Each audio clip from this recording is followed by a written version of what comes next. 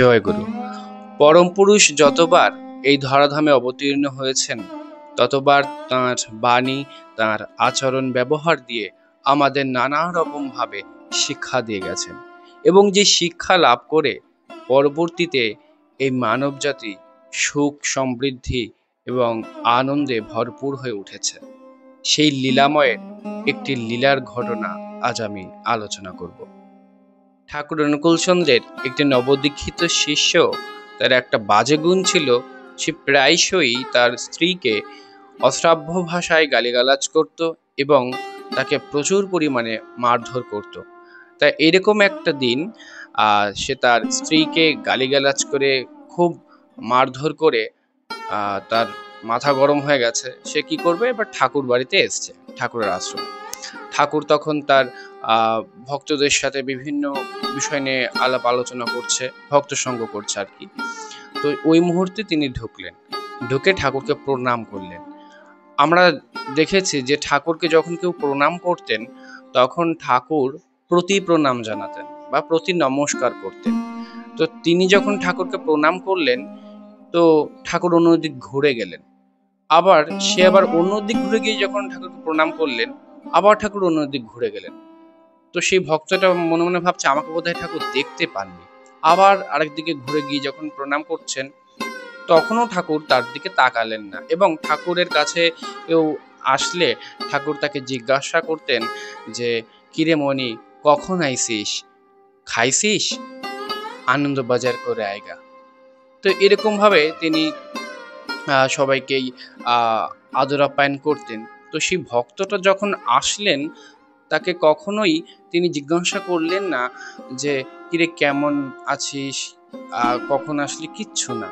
এবং তার প্রণামের কোনো প্রতি প্রণামও তিনি জানালেন না। তো ওই আলোচনার ভেতরে ঠাকুরের হট করে মুখটা গম্ভীর হয়ে গেল, মানে মানুষটা ঢোকার পরই।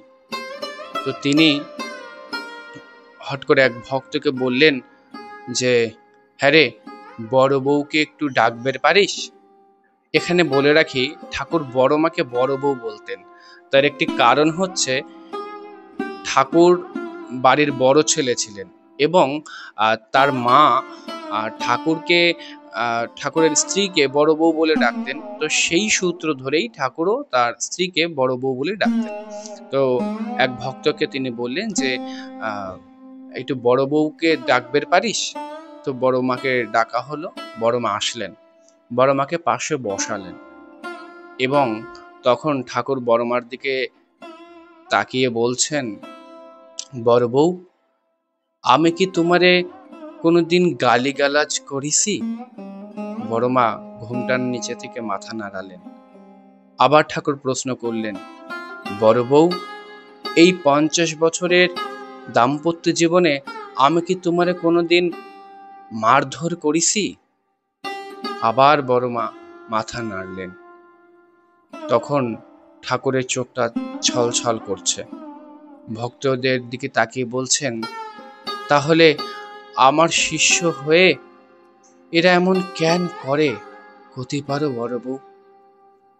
এই কথাটা যখন ঠাকুর বলছেন, উপস্থিত সেই ভক্তটি তিনি বুঝতে পারলেন যে ঠাকুর কেন আজ আমার সাথে এরকম ব্যবহার করলেন। তখন সে ওখান থেকে উঠে ঠাকুরের পায়ের সামনে শুয়ে পড়ে হাউ হাউ করে কান্নাকাটি করছেন, বলছেন যে, ঠাকুর আমাকে ক্ষমা করে দিন, আমি বুঝতে পারিনি আমি কি ভুল করেছি, আমাকে ক্ষমা করে দিন ঠাকুর, আমার ভুল হয়ে গেছে, আমি অপরাধ করেছি।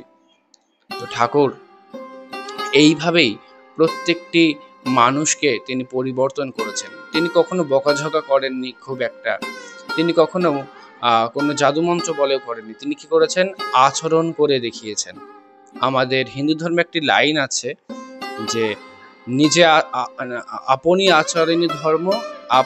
আচরণী ধর্ম জীবের শিখায়। অর্থাৎ নিজে আচরণ করে অপরকে শেখানো।